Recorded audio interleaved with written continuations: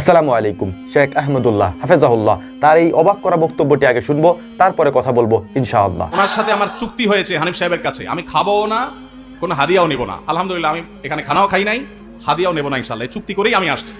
শেখ আহমদুল্লাহ হাফেজাহুল্লাহর এই বক্তব্যটি শুনছিলাম আর অবাক হচ্ছিলাম, বর্তমান যুগে এরকম আলেম খুঁজে পাওয়া যায় কিনা। এই ভাইরাল হওয়ার যুগে একজন আলেম মাহফিলের মঞ্চে বসে বলছেন তিনি কোনো হাদিয়া নেন না। ভিডিওটা আপনারা খুব ভালো করে দেখলে বুঝতে পারবেন। তাকে একটি চিরকুটে একটি প্রশ্ন দেওয়া হয়েছিল, যে প্রশ্নে প্রশ্নকর্তা প্রশ্ন করেছিলেন, শেখ আজকে তো আপনি এই মাহফিল থেকে মসজিদ মাদ্রাসার জন্য অনেক টাকা পয়সা তুললেন, তাহলে এই টাকা পয়সা থেকে আপনার হাদিয়া কত দেওয়া হবে? তিনি সুস্পষ্ট যে জবাব দিয়েছেন সেটা প্রত্যেকটা মুসলমানের জন্য শোনা জরুরি। তিনি স্পষ্ট করে বলেছেন, আজকের মাহফিল থেকে আমি কোনো টাকা পয়সা নেইনি। টাকা তো নেইনি, উল্টো যিনি আমাকে দাওয়াত করে এনেছিলেন তার সাথে আমি ওয়াদাবদ্ধ, অর্থাৎ সে আমার সাথে ওয়াদাবদ্ধ যে আজকের মাহফিলে তিনি আমাকে কোনো খাবারও দিবেন না, কোনো টাকা পয়সাও দিবেন না। এই চুক্তিতে যদি তিনি রাজি থাকেন তাহলেই আমি তার মাহফিলে অংশগ্রহণ করব, এবং সেটাই তিনি করেছেন। তিনি মাহফিলে এসেছেন, অর্থাৎ শেখ আহমদুল্লাহ হাফেজাহুল্লাহ তিনি মাহফিলে এসেছেন, কোনো খাবার গ্রহণ করেননি, তিনি কোনো হাদিয়াও নেবেন না। নিজের টাকায় তিনি ঢাকা থেকে এসেছেন এবং নিজের টাকায় তিনি আবার ঢাকায় ফিরে যাবেন, অর্থাৎ গাড়ি ভাড়াটা পর্যন্ত তিনি নেবেন না। আপনি চিন্তা করতে পারেন বর্তমান যুগে এরকম একজন আলেমের কথা। এরকম দু একজন আলেম সারা বাংলাদেশে খুঁজে পাওয়া দুষ্কর একটা ব্যাপার। কারণ আমরা যেখানে দেখি মাহফিলে বক্তারা তারা কন্ট্যাক্ট করে তারপরে আসেন যে আমাকে 50,000, 40,000, 1 লাখ টাকা না দিলে আমি যাব না। অগ্রিম যদি আমাকে বাস ভাড়া, ট্রেন ভাড়া, তারপর হচ্ছে যে হেলিকপ্টার ভাড়া অথবা তার গাড়ি ভাড়া না দিলে তিনি মাহফিলে আসবেন না। এমন যুগে এসেও একজন শেখ আহমদুল্লাহকে আমরা পেয়েছি যিনি বিনা টাকায় মাহফিল করছেন।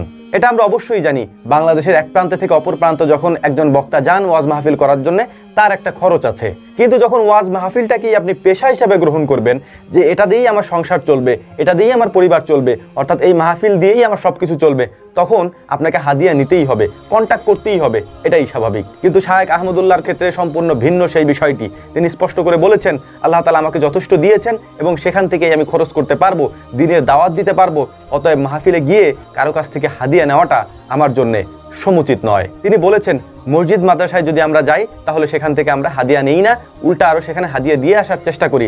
কিন্তু যদি কোনো ব্যক্তি আমাদেরকে দাওয়াত করেন, যদি কিছু হাদিয়া পথ খরচ তিনি আমাদেরকে দেন, সেক্ষেত্রে আমরা সেটা নিই। যদি অনেক জোরাজুরি তারা আমাদেরকে করেন সেক্ষেত্রে, আর নয় আমরা সেটা নিই না। এরকমটাই হওয়া উচিত ছিল দ্বীনের দায়ীদের ক্ষেত্রে। এখন হয়তো বলতে পারেন যে ভাই তাদের তো একটা সময় যায়, তাদের পরিশ্রম হয়, তারা একটা জায়গা থেকে আরেকটা জায়গায় যায়, তাদের যে একটা পারিশ্রমিক আছে সেটা তো দেওয়া উচিত।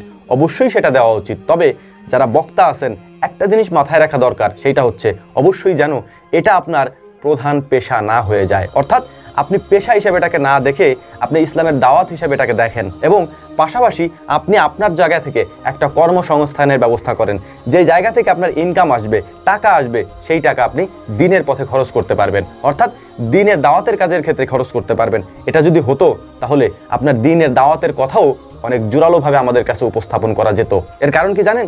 যখন আপনি নিজের টাকায় নিজের খরচে কোনো জায়গায় যাবেন, কথা বলবেন, আপনার গলার আওয়াজটা এমনিতেই অন্যরকম থাকবে। আপনি দ্বীনের কথা, কোরআনের কথা স্পষ্টভাবে বলতে পারবেন, আপনার কোনো বাধা মনে হবে না। শেখ আহমদুল্লাহ হাফেজাহুল্লাহের জন্য আমরা প্রাণ খুলে দোয়া করি, আল্লাহ রাব্বুল আলামিন এরকম একজন বিদগ্ধ আলেমকে হায়াতে তাইয়্যিবা, সেহাতে কুল্লিয়া দান করুন। আমরা দোয়া করি, আতালাল্লাহু উমরাহু ওয়া বারাকাল্লাহু ফি হায়াতি, আল্লাহ রাব্বুল আলামিন তার হায়াতকে দীর্ঘায়িত করুন, তাকে আমাদের মাঝে দীর্ঘদিন পর্যন্ত ইসলামের বাণী পৌঁছে দেওয়ার জন্য তৌফিক দান করুন। আল্লাহ রাব্বুল আলামিন এই কথাগুলি আমাদেরকে বোঝার তৌফিক দান করুন। ওয়া মা তৌফিকি ইল্লা বিল্লাহ, নাসরুম মিনাল্লাহি ফাতহুন কারীব, ওয়া আখিরু দাওয়ানা আনিল হামদুলিল্লাহি রাব্বিল আলামিন। আসসালামু আলাইকুম ওয়া রাহমাতুল্লাহি তাআলা ওয়া বারাকাতুহু।